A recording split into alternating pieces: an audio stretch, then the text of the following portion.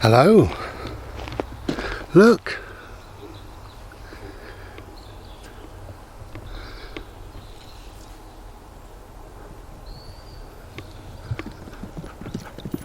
Mr. Tidy Beard.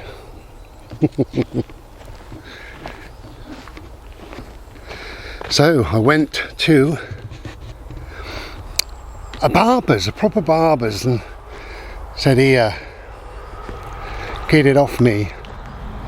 It's a bit raggedy at the moment. I need to put some oil in it and stuff, but how's that looking? He trimmed all this down, which is lovely. Do you remember it was a bit, what should we call it, bouffant? It was a bit puffy, wasn't it? It was so wide I used to knock people out of the way. Anyway, so yeah, I went to a proper barber's. Do you know it cost a tenner? That's it. £10. Oh, I've got to put Bodie on the lead. One sec. That was a big, don't know what they call them. It was like it looks like a staffy, but it's much bigger, meatier, stronger thing. Anyway, so I put Bodie on the lead because he likes to go and greet most dogs. I don't want him greeting a dog like that. So we've had a trim down the bottom, which I'm getting used to. I did say to him, I said, you can take an inch off. I said, even 2 inches, to be honest with you. It was a bit straggly. My friend John called it a witch's minge. Not very pleasant. So I've had my witch's minge removed. I am now mingeless. Anyway, yeah, I said, you can knock a couple of inches off. He said, are you sure? He said, most people with long beards or heavy beards only want a smidgen off. I said, I'm happy for an inch or two. I said, bring the sides in. It looked long anyway. I mean, look, it still looks long. Or longish. It's fine. So a friend of mine said, what would you have done if you didn't like it? And I said I would have put up with it, you know. What else can I do? What do you expect me to do? Go and buy a false beard? Shave it all off? Walk out in a huff? Cry? You know, you just put up with it. It reminded me of something that happened a long time ago when I was at work. First of all, you know, had this beard have been a mess, well, I would have just gone home and I thought, well, that's a bit of a mess. Anyway, it'll grow out. So it is what it is, you know. I do try, I don't always manage it, but I do try to live in the now. And the now, as he cut it, it looked like whatever. When I got home and I had a look at it and combed it properly and what have you, it looked like whatever. And actually, I was quite pleased with it. So, you know, had I not liked it, well, it wouldn't have mattered. It will grow out in time. You know, there's no problem. But you've got several options, haven't you, really? If I honestly didn't like it, you know, shave it off and start again. No real problem, is it? You know, bit of a shame, but you know, you've got to give yourself a couple more years and it's there. Or trim it how I think I want it. And within about 6 months it'd be there anyway. So I don't see that it was a problem whether I liked it or not. The fact is I was going to like it because it's better than it was. All this stuff sticking out all over the place. All this fluffy nonsense going on.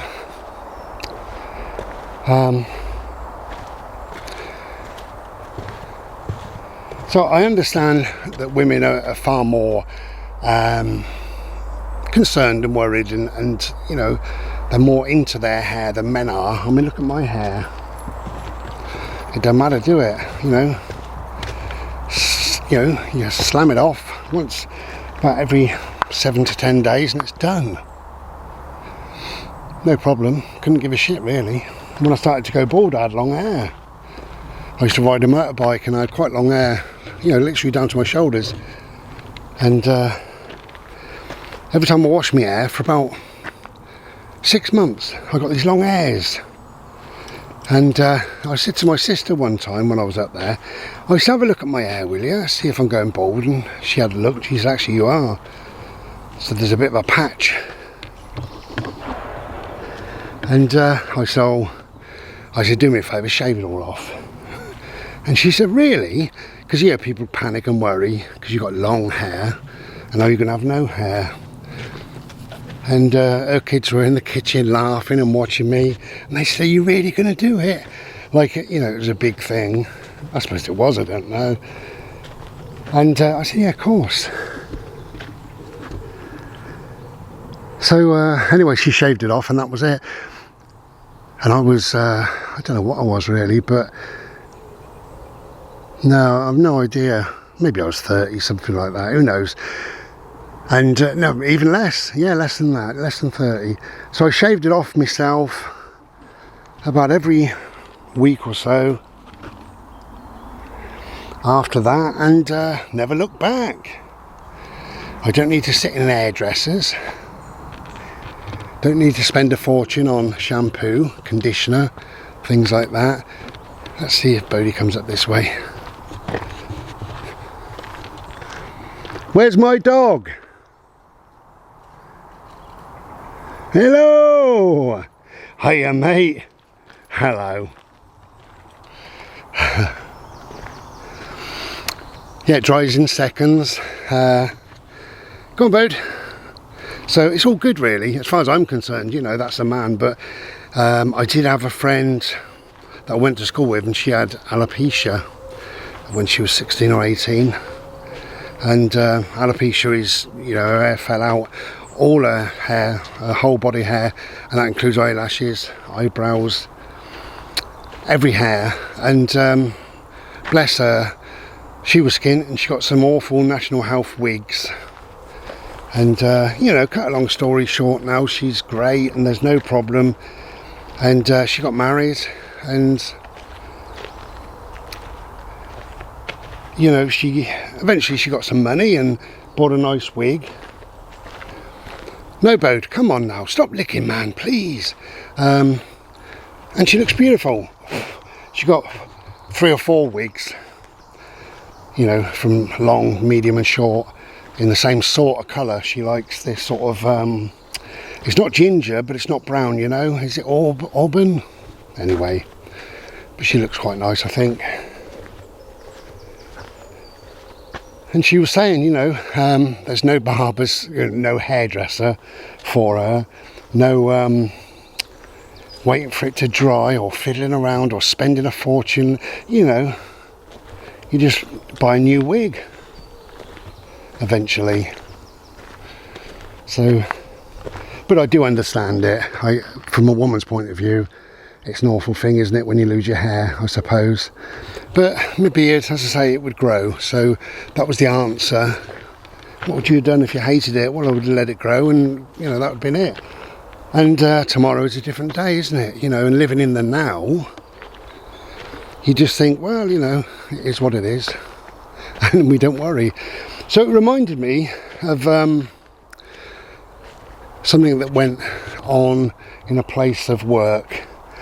Now, just a precursor to that, I have worked and seen, not being sexist, but I have worked and seen women lose their shit, kind of thing, you know, and have a right pop, and eventually start crying and walk out, you know. So I've seen that on a number of occasions, and you know, who knows what's going on in people's lives as to bring them to that point. But this was different because we were in a meeting, and this guy kind of lost it, and he started shouting, which was very unusual. I'd never heard him shout. And anyway, in the end, he walked out, and there was about 30 something of us. Bode, where are you, my love? 35, between 35 and 40 people in there, and he must have felt awful, but he went out, and he actually went to the toilet before the main door. We had a couple of toilets in there, but he was on his way out, perhaps on his way home or whatever. Anyway, my boss said to me, I didn't know him that well, but perhaps she thought I was the one to, you know, sort the situation a little bit. And she used to call me Bran. she said, Bran, could you take for a little walk? And I said, yeah. So I left the meeting and went into the loo, and he was just stood there. I said, you all right, mate? I said, let's go for a walk and a chat, shall we? Get out of here. And he never answered, but he followed me, and we walked across the field and up, and there was a lane next to the place where we worked, and it was lovely, and there's some trees and bushes and stuff, and it was nice and calm. And I just left, you know, a few minutes of silence really.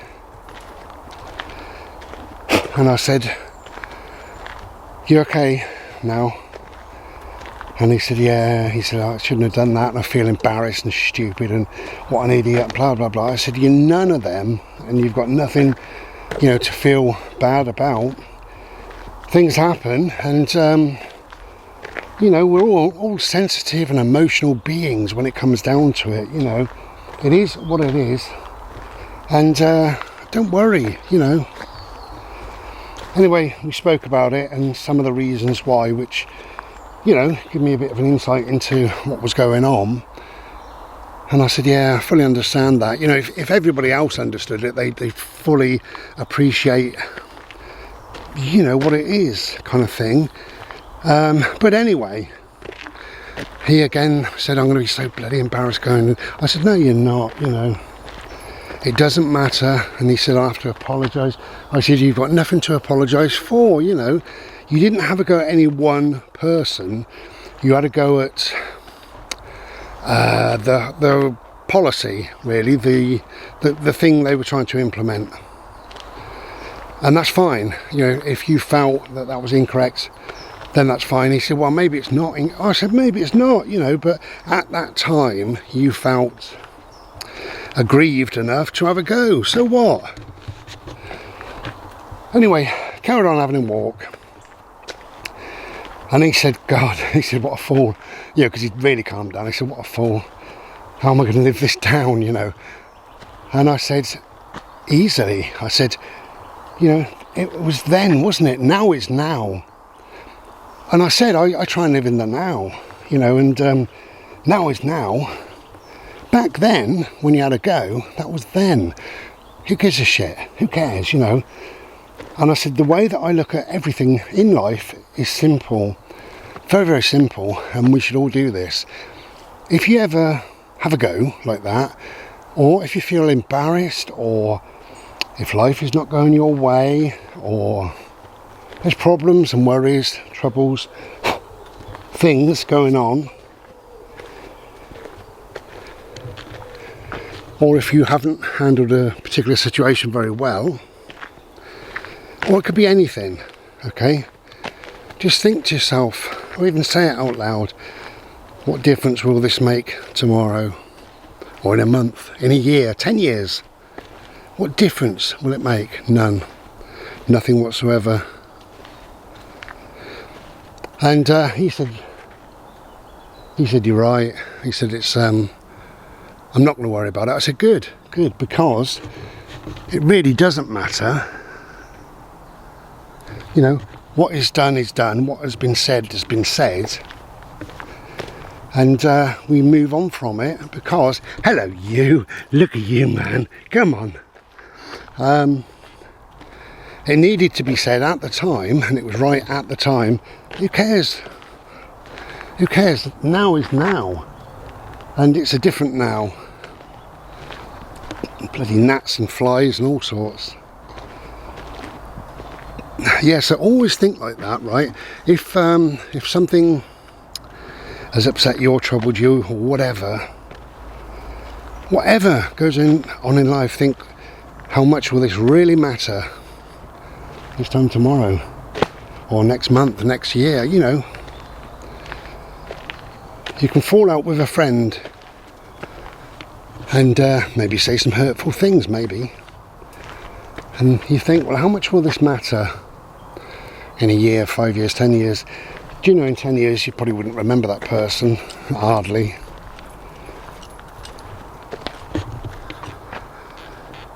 Yeah, so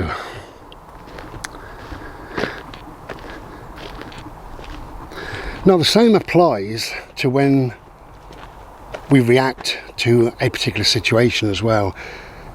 We shouldn't react, we should respond. Okay, so if somebody says something in a meeting or whatever, or, you know, and it winds you up, upsets you, you can feel that red mist, feel the blood boiling, and you explode.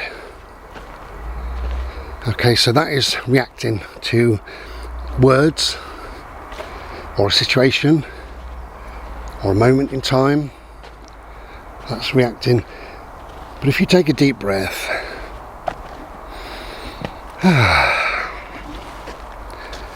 then you can respond or reply. But when you respond, it's a more thought out way of having a chat, dealing with whatever. When you react, it's bang. So we've got to try not to react, but try more to respond. And like I say, to respond is to breathe in, take a moment, maybe breathe in a second time, take another moment, maybe third time, who knows. And when you're ready, you can then respond. And the way I respond, if I'm ever in a meeting and it's not going my way or whatever, is by bigging that person up a little bit, you know, big that person up a little bit, big that person up slightly. So I would say, yeah, I can see your point of view and I think you're right to an extent, however, and then, you know, because they feel okay and they think, oh, that's good, well, he's thought it through and he's putting his point across, but he has, you know, he has seen it. Bloody gnats in here. I got bitten a few days ago. I got bitten on the back of my head, on my inside of my arm. I think that was about it, but anyway, whatever. It sounds like I was going to be bitten 500 times, but I was only bitten twice. I still cried. Anyway, so yeah, try not to react to a situation. Obviously, if you react, it upsets you. Yeah, it might upset other people, but it upsets you. As in that case with the gentleman in question, he reacted to a particular thing and somebody spoke slightly off the cuff to him, and because he'd already reacted, he had to back that up with a bit of fire and venom. Anyway, we all learn from things, don't we, really? So always ask yourself, how much will this matter in a year's time, 5 years' time? And always try to respond to something rather than react to anything. Okay, take care then. Have a beautiful day, and if you want to trim your beard, do so. Take care and be well. Ta-da.